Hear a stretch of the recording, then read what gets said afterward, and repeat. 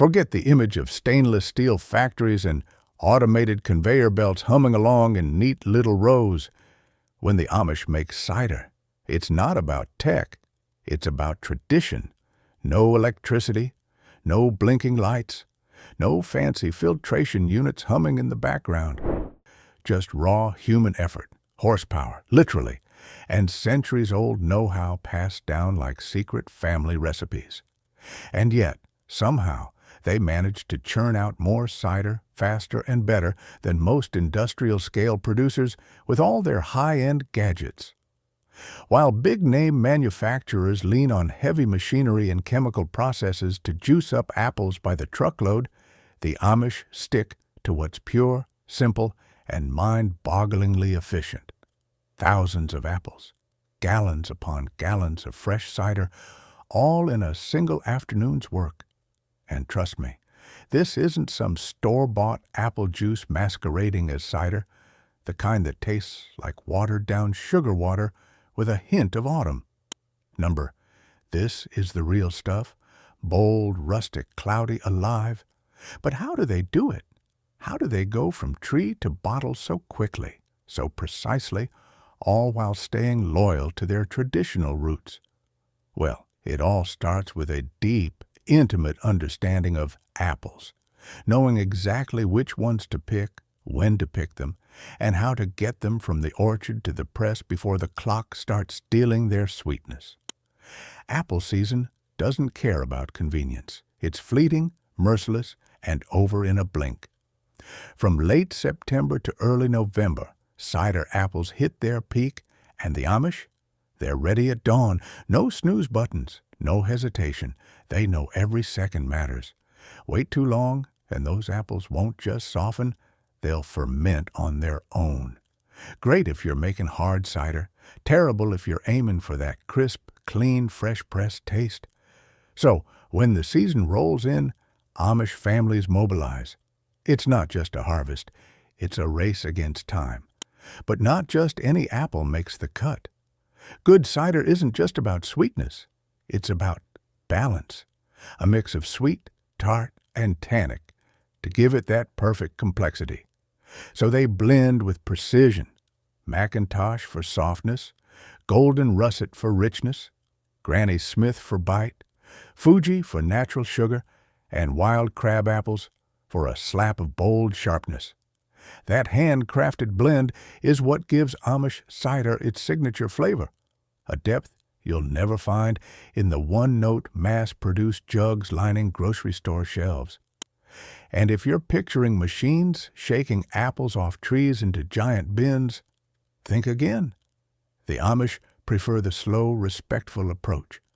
Hand-picking reigns supreme, though long wooden poles are used to gently nudge the ripest fruit down when needed. The key word is gently.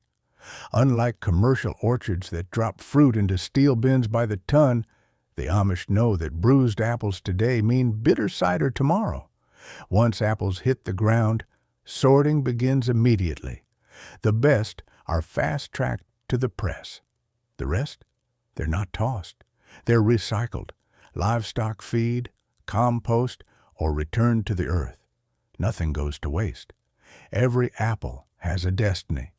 And with crates overflowing and daylight slipping away, the real challenge begins. Getting those apples to the press before freshness fades. There are no refrigerated trucks, no forklifts beeping their way through warehouse corridors. Just sturdy wooden wagons pulled by horses, rolling down dirt roads, stacked high with crates and baskets. The image is simple, almost poetic, but the mission is serious. Because once an apple is picked, it starts changing. Sugar levels shift, acidity changes, and every hour counts if you want the best flavor. In modern facilities, apples can sit in cold storage for weeks, even months, before being processed. Not here. The Amish have no time for artificial timelines. They rely on underground root cellars, old-fashioned ice houses, or open-air barns to slow down spoilage. But even then, many apples go straight from orchard to press the same day. No middleman, no storage delays, just pure direct farm-to-press magic. When the wagons finally arrive and crates are unloaded, the real work kicks off. Because picking, hauling, that was just the warm-up. Now comes the pressing. In big operations, apples are dumped into industrial washers filled with sanitizers. Quick, sterile, and efficient, but at a cost. Those processes strip away the apple's natural yeasts and flavors. The Amish approach is the polar opposite. Every apple is washed by hand in large wooden tubs or rinsed through a gravity-fed channel of cold water. No chemicals, no artificial cleaning agents, just elbow grease and clean well water. The goal isn't just to clean the apple, it's to respect it. Those natural yeasts on the skin, they're flavor powerhouses, they're fermentation catalysts, they're character, and they're preserved, not scrubbed away. Once the apples are clean, it's grind time. In a modern factory, apples are chewed up by high-speed grinders in seconds. But in an Amish cider house, it's hand-cranked mills or horse-driven grinders turning heavy stones.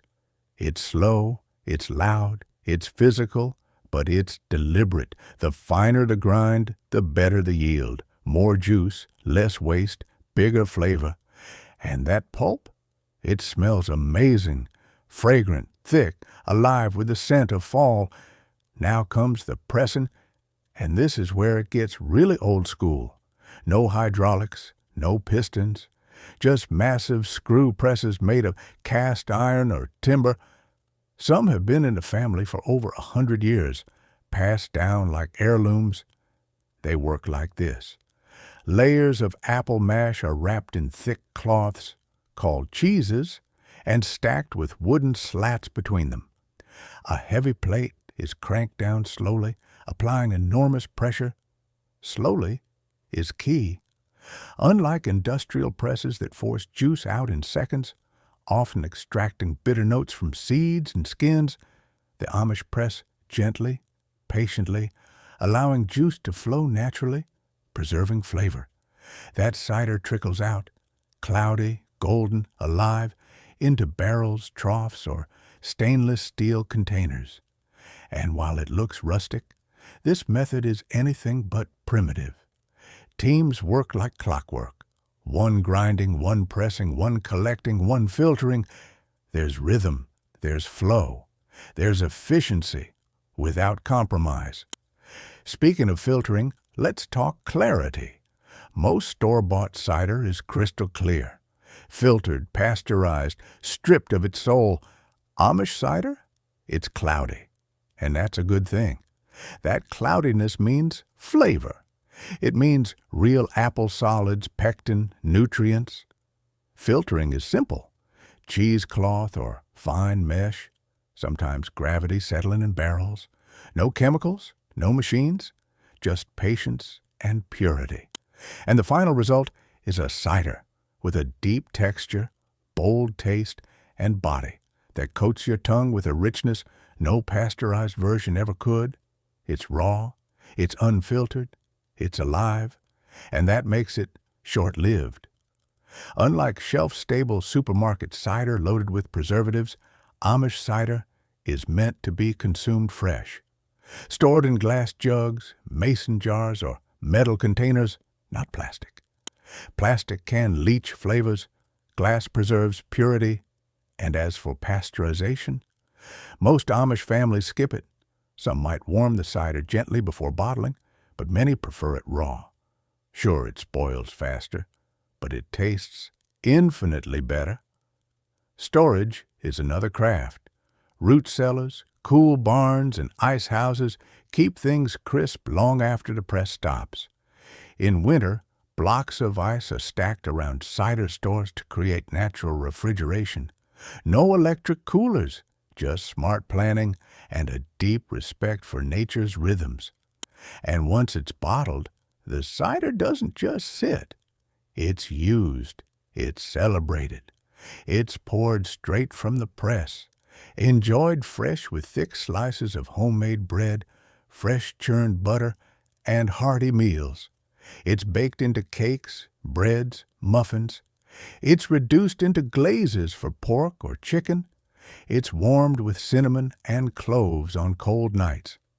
And sometimes it's left to ferment, slowly, naturally, into hard cider.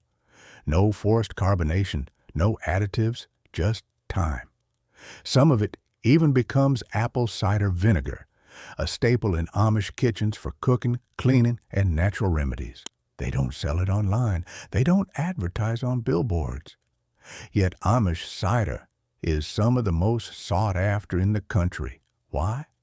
Because once you've tasted the real thing, you can't go back. It's sold the old way, at roadside stands alongside bread, jams, and honey. Sometimes it's on the honor system.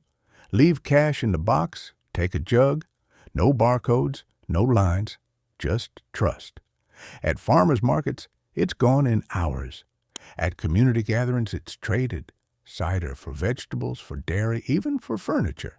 And through it all, the process stays personal. No middlemen, no branding, just a family making the cider the same way they've done for generations.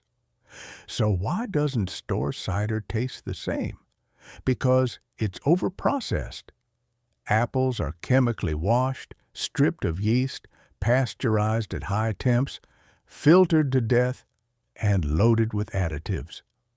Good apples and bad apples are mashed together. Speed matters more than flavor. Plastic jugs sit for months, and by the time you sip it, it's not cider. It's a ghost of what it once was. Amish cider? It's different. It's honest. It's flavorful. It's alive. So next time you pour a glass, ask yourself, does it taste like apples, or does it taste like a factory? Because once you try the real deal, there's no turning back.